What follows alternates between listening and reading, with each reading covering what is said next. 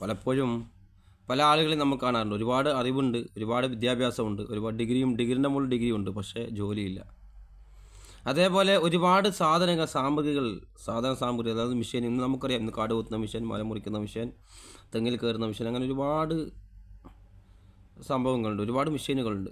അതൊക്കെ ഒരുപാടെണ്ണം വാങ്ങി വെച്ചിട്ടുണ്ട് വീട്ടിൽ. അല്ലെങ്കിൽ ഒരുപാട് ഐഡിയകൾ അവനറിയാം. പക്ഷേ ഒരുപാട് ജോലികൾ അറിയാം. പക്ഷേ അവന് ജോലിയില്ല. അതേപോലെ ഇപ്പോൾ നമുക്ക് ഡ്രൈവിംഗ് മേഖലയിലായാലും ഡ്രൈവിങ്ങിൽ നല്ല കഴിവുള്ള ചെറുപ്പക്കാരുണ്ട്. 25-30 വയസ്സിൻ്റെ ഇടയിൽ ഒരുപാട് ഇപ്പോൾ ചെറുപ്പക്കാർക്ക് ഭയങ്കര കഴിവാണ് ഡ്രൈവിങ്ങിൽ. ബൈക്ക് റേസ് ആയാലും കാർ ഡ്രൈവിംഗ് ആയാലും ഒക്കെ ഒരുപാട് ആ മേഖലയിൽ ഒരുപാട് അവസരങ്ങളുണ്ട്. പക്ഷേ ജോലിയില്ല. പിന്നെ ആംബുലൻസ് ഒക്കെ ഓടിക്കുന്ന ആളുകൾ നമുക്കറിയാം എത്ര എക്സ്പീരിയൻസ് അവർക്കുണ്ട്. അതേപോലെ എന്നിട്ടും അവർക്ക് ജോലിയില്ലാത്ത ആളുകളുണ്ട്, അങ്ങനെ വണ്ടി ഓടിക്കുന്ന ആൾ പോലും. അതേപോലെ നമുക്കറിയാം ഇപ്പോൾ ടൂറിസ്റ്റ് മേഖലയിൽ പ്രവർത്തിക്കുന്ന ആളുകൾ, പല ഗൈഡുമാരായിട്ട് ഇങ്ങനെ കൊണ്ടു നടക്കുന്ന ആളുകളുണ്ട്. അവർക്ക് ഒരുപാട് സ്ഥലങ്ങൾ അറിയാം. ഒരുപാട് സ്ഥലങ്ങൾ അവർക്കറിയാം. അവിടെ പോയിട്ട് എക്സ്പീരിയൻസ് ഉണ്ട്.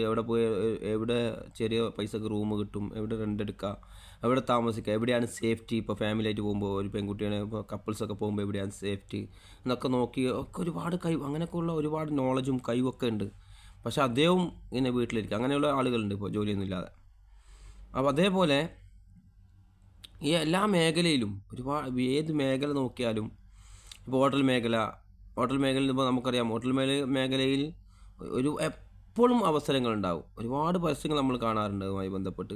ഗൾഫ് രാജ്യത്ത് അവസരമുണ്ട്, നാട്ടിൽ അവസരമുണ്ട്. ഒരു സർട്ടിഫിക്കറ്റ് വേണ്ട, ഒരു കടലാസ് വേണ്ട, പിന്നെ ഒന്നും വേണ്ട, ഇഷ്ടംപോലെ അവസരമുണ്ട്. എന്നിട്ടും ഹോട്ടൽ പണിക്കാരെ സപ്ലൈയും പിന്നെ അതുപോലെ നിക്കാൽ സ്റ്റാമ്പ്, അങ്ങനെ ഒരുപാട് വേർതിരിവുണ്ട് ഹോട്ടൽ പണി നമുക്കറിയാം. പക്ഷെ എന്നിട്ടും അവസരമില്ലാതെ വീട്ടിൽ ഉള്ള ആളുകളുണ്ട് ഒരുപാട്. അപ്പോൾ അവർ അവസരങ്ങൾ സൃഷ്ടിക്കുന്നില്ല എന്നതാണ് യാഥാർത്ഥ്യം. അവസരങ്ങൾ നമ്മളിപ്പോൾ സൃഷ്ടിക്കണം. ഇപ്പോൾ ഞാനൊരു ഉദാഹരണം പറയാം. ഇപ്പോൾ നമുക്കറിയാം ഒരുപാട് മോഷണവുമായി ബന്ധപ്പെട്ട ഒരുപാട് വീഡിയോ നമ്മൾ കാണാറുണ്ട്. ഒരു കക്കുന്നതായിട്ട് പിടിക്കപ്പെടുന്നതായിട്ടുള്ള രംഗം. ഇപ്പോൾ ഈ അടുത്ത കാലത്ത് ജ്വല്ലറിയിൽ കണ്ട ഒരു രംഗം, അതായത് അവിടെ അവരൊരു തിരക്ക് ക്രിയേറ്റ് ചെയ്യാണ്. 2-3 പെൺകുട്ടികൾ വന്നു. ഒന്നാകെ ഒരു സ്ത്രീ ഉണ്ട്, കുറച്ച് പ്രായമില്ലേ. എന്നിട്ട് അവർ വന്നിട്ട് ഒരു തിരക്ക് ക്രിയേറ്റ് ചെയ്തിട്ട് പെട്ടെന്ന് ഒന്നെടുത്ത് അടിച്ചുകൊണ്ട് പോയി.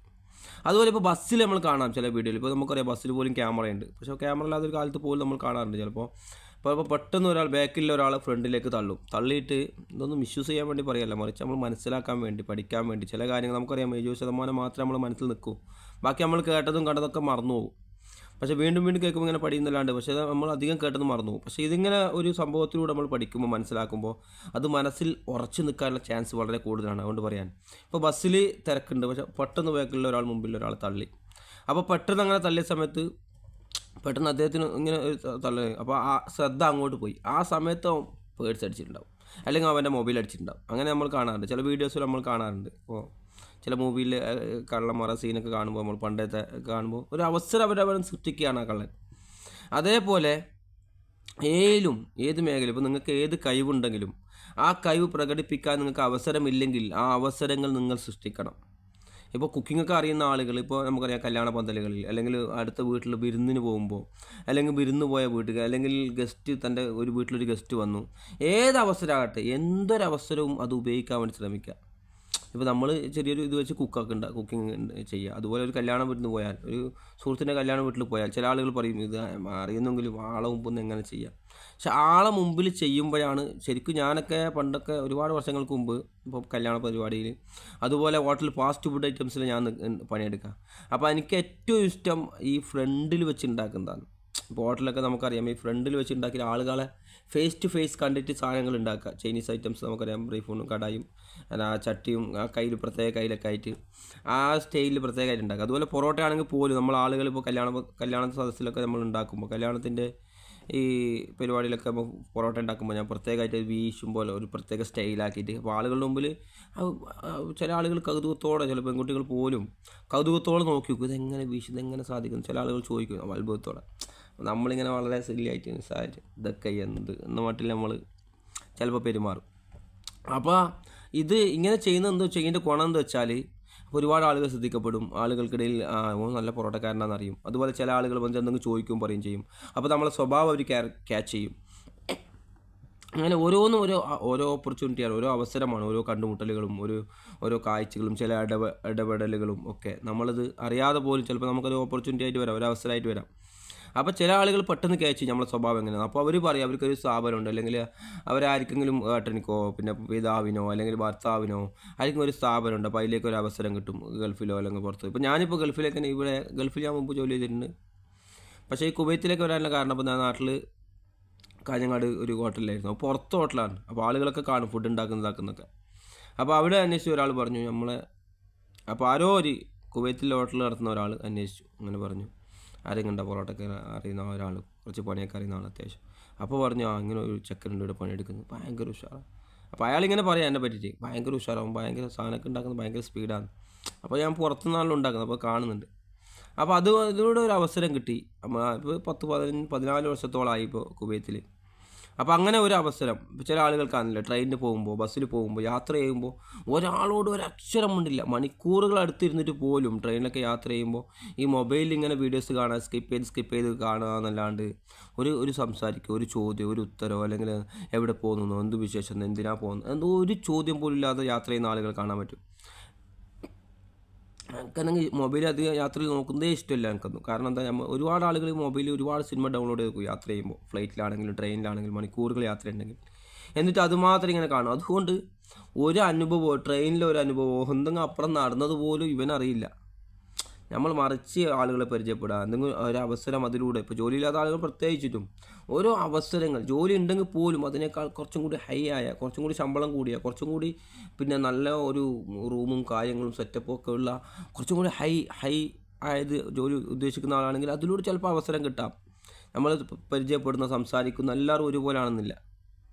ചിലപ്പോൾ ചില ബിസിനസ്സുമാന്മാരുണ്ടാവും, ചിലപ്പോൾ നല്ല ഉദ്യോഗസ്ഥന്മാരുണ്ടാവും, ചിലപ്പോൾ ഒരുപാട് ആളുകൾ ട്രെയിൻ ചെയ്യുന്ന ആളുണ്ട്, ചിലപ്പോൾ ഒരുപാട് അനുഭവങ്ങളും, ചിലപ്പോൾ നമ്മളെ ചെറിയ പ്രശ്നങ്ങളായിട്ട് നമ്മൾ ബേജാറിലായിരിക്കും പോകുന്നത്. അപ്പോൾ നമ്മളെ ആ പ്രശ്നം പറയുമ്പോൾ നിസ്സാരമായിട്ട് ആ പ്രശ്നത്തെ വർഷങ്ങൾക്ക് മുമ്പ് അതിന് സൊല്യൂഷൻ കണ്ടെത്തുകയും അത് പ്രാവർത്തികമാക്കുകയും അതിലൂടെ അദ്ദേഹം ശാന്തി കണ്ടെത്തുകയും ചെയ്ത ആളായിരിക്കാം. അപ്പോൾ നമ്മൾ ആ വലിയ പ്രശ്നം നിസ്സാരമായിട്ട് അദ്ദേഹം സോൾവ് ചെയ്ത് തരും. അങ്ങനെയുള്ള ആളുകളെ നമ്മൾ കണ്ടെത്താൻ വേണ്ടി സാധിക്കും. അതുപോലെ വളരെ അവസരങ്ങൾ ഇങ്ങനെ കിടക്കുകയാണ്, പക്ഷെ നമ്മൾ മൊബൈൽ ഇങ്ങനെ ചെള്ളിയിട്ട് ഇങ്ങനെ പോവുകയാണ്.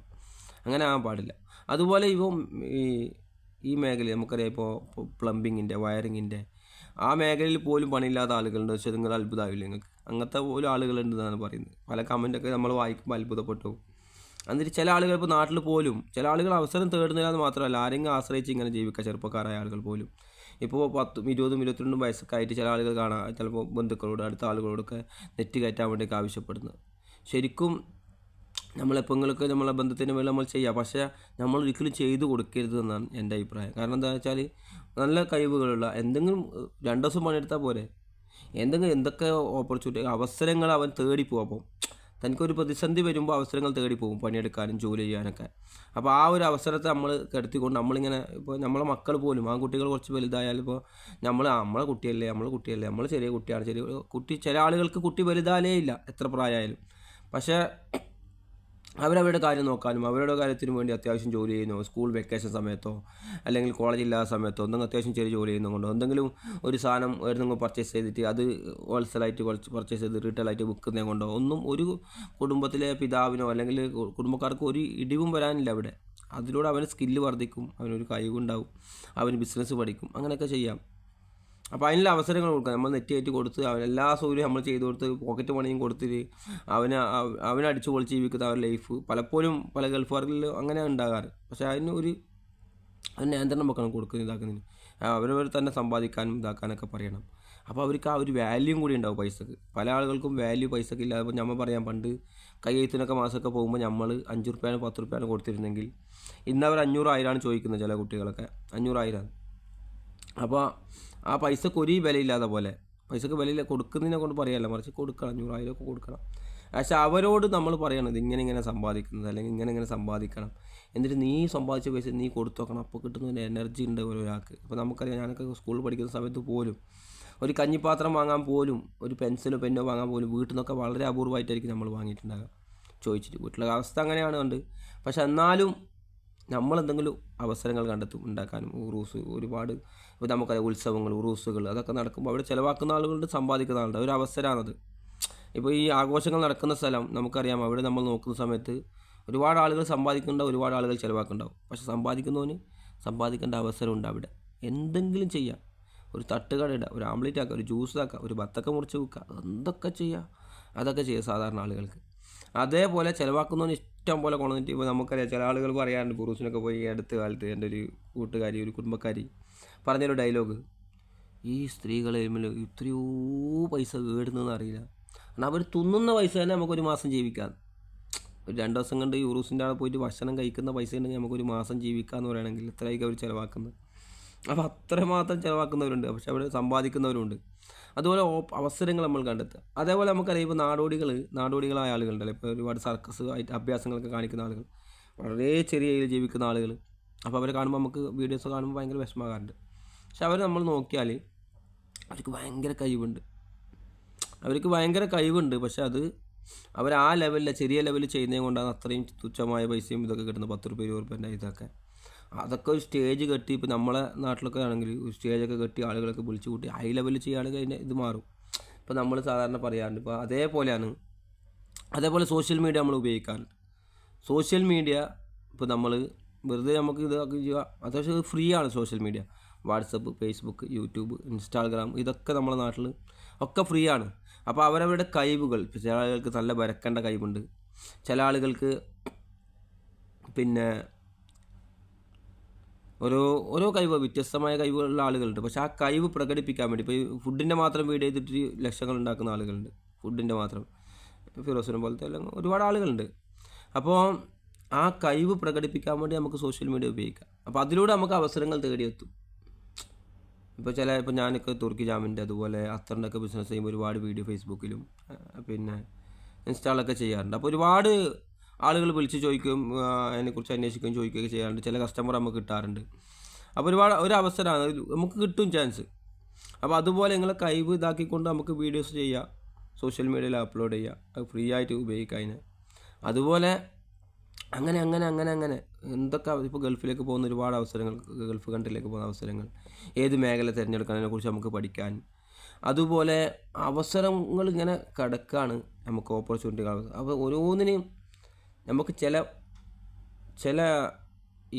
സോഷ്യൽ മീഡിയനെ നമുക്ക്, അല്ലെങ്കിൽ ചില ആളുകളെ, ചില വ്യക്തികളെ, ചില സാഹചര്യങ്ങളൊക്കെ നമ്മൾ അവസരമായിട്ട് ഉപയോഗിക്കുക. അങ്ങനെ നമ്മൾ സ്വയം അവസരങ്ങൾ സൃഷ്ടിക്കാനും ഒരുപാട് ആളുകളായി പരിചയപ്പെട്ട് സംസാരിച്ച് അങ്ങനെ അവസരങ്ങൾ സൃഷ്ടിക്കാനും നമുക്ക് സാധിക്കണം. അപ്പോൾ നമുക്ക് ജോലി ഇല്ലാത്തൊരവസ്ഥ ഉണ്ട്. ചില ആളുകൾക്ക് എന്താ പറഞ്ഞാൽ ഒരുപാട് ജോലിയുണ്ട്, പോയില്ല, ചിലപ്പോൾ മടിയായിരിക്കും, ചിലപ്പോൾ നാളെ പോവാം അല്ല മറ്റന്നാൾ പോവാം, അങ്ങനെ മടിയനായിട്ട് അലസനായിട്ട് ഇങ്ങനെ ജീവിക്കുന്ന ആളുകളുണ്ട്. എല്ലാ സൗകര്യവും ഉണ്ട്, പണിയുണ്ട്, ജോലിക്കൊന്നും ഒരു കുഴപ്പമില്ല, നല്ല കഴിവുള്ള ആളാണ്.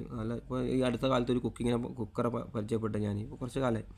ഭയങ്കര കുക്കാണെങ്കിൽ ചിക്കൻ്റെ ഒക്കെ ഐറ്റംസ് ആയാലും ഉണ്ടാക്കുന്നത് ഭയങ്കര ടേസ്റ്റാണ്. നമ്മൾ പറയാം നമ്മൾ പറയാറ് സാധാരണ മലയാളത്തിൽ, എറിയാറുന്നവന് വടിയില്ലായിരുന്നു ഞങ്ങൾക്ക്. അതുപോലെ ഇയാൾക്ക് നല്ല ഇതുണ്ട്, നല്ല കഴിവുണ്ട്, നല്ല ഫുഡ്. പക്ഷേ അതൊന്നും വെള്ളം അടിച്ചിട്ട് ഫുഡ് ഉണ്ടാക്കില്ല. ആഴ്ചക്ക് 3, 4, 5 ലീവാക്കും. 3, 4 ലീവ്, ചില ആഴ്ച തുറക്കേയില്ല. അത് സ്വന്തം സ്ഥാപനമാണ്, എന്നിട്ട് അവന് അവസാനം പൂട്ടി.